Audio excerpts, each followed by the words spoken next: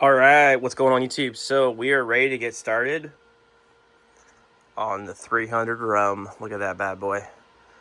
She's a monster. I'm excited. I've got my stock in from HS Precision. I have some Vortex rings. We're gonna try the medium height, and then I have a six scope here. Not really what I was hoping to go with. I was trying to get a hold of a Burris. I'm still waiting on that. So went ahead with this. With the Whiskey 4. They're 5 to 20 by 50 rifle scope. The 30 millimeter first focal plane, side focus, locking 0 stops. Nice scope. It's not something I probably would have picked for this application, but it works. And basically, right, any of you guys know that follow me and stuff like that, we're turning this into a varmint rifle until we burn the barrel down. Prairie dog, coyotes, and we're gonna do it that way. So, anyways, it's not a bad scope. I like it. The Sig actually does make pretty decent scopes. It's got some weight to it, which I wanted, right? Because I want weight to this rifle because it's gonna hammer pretty good. But overall, not a bad scope. So get that on there. We're gonna remove the Winchester Model 70 out of the synthetic stock, move it over into this HS Precision stock. Just gonna switch over the bottom metal, and it is threaded up top.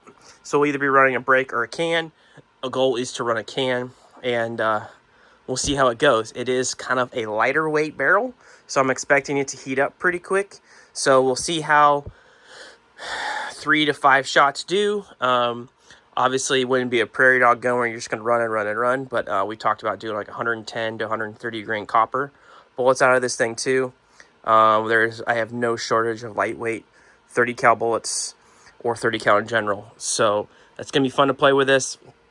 I probably will do some normal 300 rum stuff first. I do have some Peterson 300 rum brass that we're going to use, and then I have some Remington and Nosler 300 round brass that will shoot, or ammo, that factory ammo that will shoot, and go from there. But I'm super stoked. This is gonna be a fun project. I'm gonna go ahead and get this in the stock, switch over, get the action barrel into the stock, and I'll show you guys what it looks like after. All right, so we got the HS Precision stock installed here. I followed their instructions for bedding around the recoil lug, and then back here it's all torqued down. Guys, these are nice stocks. This is a nice rifle. I'm super looking forward to it. I got the hybrid 46M can on the end there. I'm gonna get ready to mount the scope here. Action runs flawlessly. I may do I may add in some grease there just so it runs a little good, but these Winchester Model 70s work well. Guys, this stock is freaking awesome. So I'm super excited about that. The other thing I forgot to bring up that I had to, this is mainly what I've been waiting on, was I got a tally rail for this, and then I'm going to get that on there, get it torqued, get the rings on, and we'll get the scope on, and go from there. But I'm excited, making progress on it. Look at that long beast. It's gonna be fun to shoot. All right, so real quick, this is why I always lap my rings. So you can get these aluminum pieces here to where you get your rings to kind of where they're gonna be.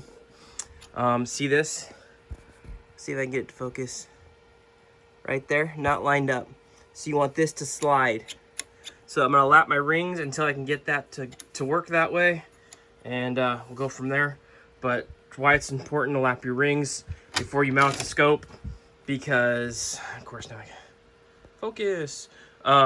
It's why it's important to lap your rings before you mount a scope, because you can always tweak or bend the scope and it not kind of be exactly what you want to do. So I'm gonna get at it, lapping the rings, and keep working on it, and then we'll get the scope mounted. I'm going to use my Wheeler engineering kit here. Ring lapping, the scope's in the way here. Let's go. The stock's in the way. This guy right here, and I'll lap the rings and be ready to rock. So, all right.